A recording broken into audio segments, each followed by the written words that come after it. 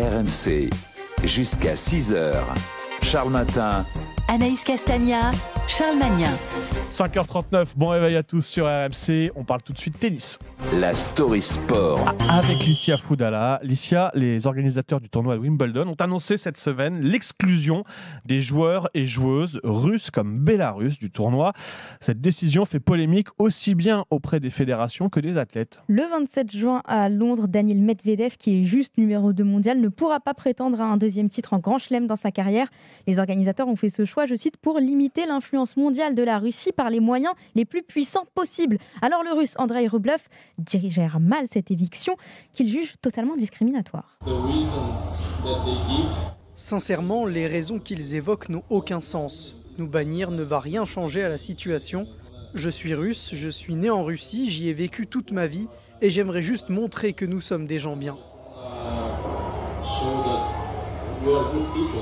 Il précise que les Londoniens auraient pu trouver des solutions comme reverser leur prize money, ce qu'ils gagnent à une œuvre caritative par exemple. C'est d'autant moins juste pour lui qu'il s'était fendu d'un No War Please, souvenez-vous, un pas de guerre s'il vous plaît, en marge d'une victoire à Dubaï en février. Et les joueurs et les joueuses, ils en pensent quoi dans le monde entier? Ça réagit? Ça s'enflamme et ça divise. Elina Svitolina, qu'on entend beaucoup depuis le début de la guerre puisqu'elle est ukrainienne, pense qu'il faudrait réintégrer ces athlètes dans le tournoi à condition qu'ils se positionnent officiellement contre les crimes commis par le régime de Poutine.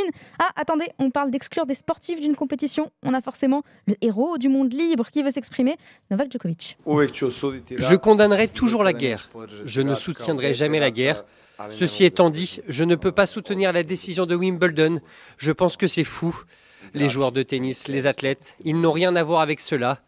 Lorsque la politique interfère avec le sport, cela ne se passe généralement pas bien.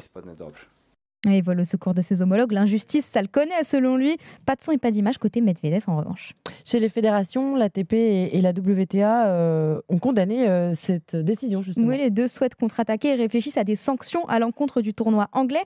Pour la fédé bélarusse qui est aussi concernée, on incite à la haine et à l'intolérance sur une base nationale. En fait, si on parlait de sélection et qu'ils jouaient pour leur pays, donc sous leur drapeau, une telle mesure serait compréhensible. Là, les tennismen et tenniswomen ne sont pas responsables des actes de leurs dirigeants.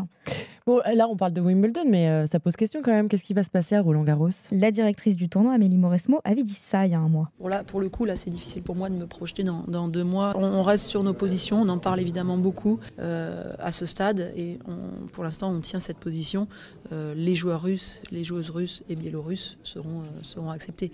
Elle monitore la situation de près, dit-elle, alors pas de décision hâtive. Ouais, on en est pour l'instant là. C'est du 22 mai au 5 juin. Roland-Garros. Donc ça peut encore bouger, pas de décision hâtive, mais ça peut évoluer. Peut-être que la décision de Wimbledon va avoir de l'influence. Va influencer, bien sûr. Et donc ce débat va forcément revenir sur la table. Bannir ou pas les athlètes russes, ça va faire débat forcément. Ça le fait déjà dans le monde du tennis. Ça va aussi le faire dans d'autres fédérations, dans d'autres sports. Ça va être l'une des grandes questions des semaines qui viennent. Merci pour cette story. Merci à vous. Licia Foudala, il est 5h42 sur RMC.